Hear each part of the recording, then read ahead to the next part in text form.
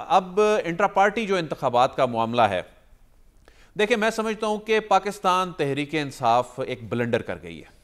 एक सीधा साधा मामला था और तमाम सियासी जमातें इसी तरह ही करती आ रही हैं, सवाए जमात इस्लामी के।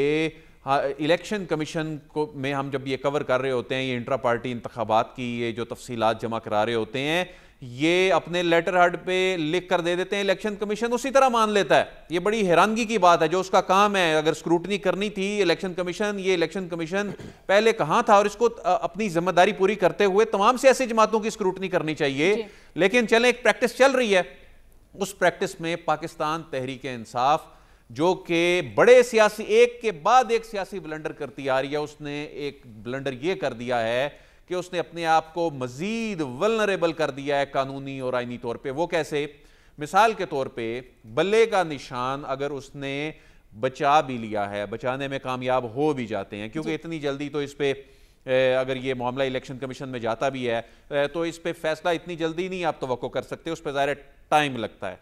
सपोज ये बल्ले का निशान बैलेट पेपर पे आ गया और जो कि बज़ाहिर आता नजर आ रहा है, उसके बाद क्या होता है, इनके कुछ लोग अगर जीत जाते हैं या अक्सरियत ले जाते हैं, अवाम ने फैसला करना है, लेकिन उसके बाद अगर इंट्रा पार्टी इंतखाबात का इस दौरान कोई ऐसा फैसला आता है, जिस तरह अकबर एस बाबर ने सवालात उठाए हैं, जिस तरह इनके बहुत से लोग सवाल उठा रहे हैं, पार्टी के अंदर इख्तलाफात भी आ रहे हैं, ये इन्होंने अपने लिए इसलिए मुश्किल पैदा कर ली है कि उनके जीते हुए अरकान जो हैं वो डिस्क्वालीफाई हो सकते हैं, क्योंकि बल्ले का निशान फिर आउट हो जाएगा। इसके बड़े खतरनाक कॉन्सिक्वेंसेज हैं कि आपने जिस तरह दीगर सियासी जमातें ड्रामा करके इलेक्शन कमीशन ऑफ पाकिस्तान की वो रिक्वायरमेंट पूरी कर देती हैं, ये तो वो भी नहीं कर सके।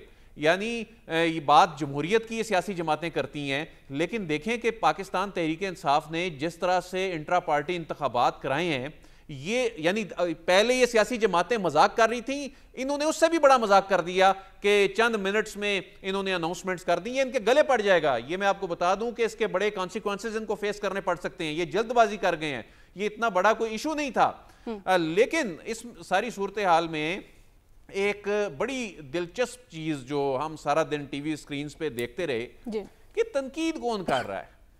मरियम औरंगजेब साहबा ने जब प्रेस कॉन्फ्रेंस की, कुंडी साहब ने जब प्रेस कॉन्फ्रेंस की, तो इनकी अपनी जमातों की इंट्रा पार्टी इंतखाबात का आप हिस्ट्री निकालें तो पता चल जाए।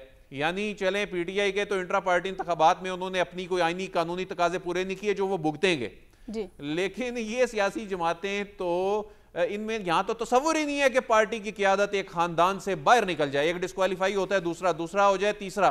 तो ये तनकीद करने वाले जो हैं, इसीलिए तो ये बातें मजाक बन गई हैं। ये सीरियस आईनी इश्यूज हैं। जमहूरी इंस्टीट्यूशंस इन्होंने अपनी जमातें बनने ही नहीं दी।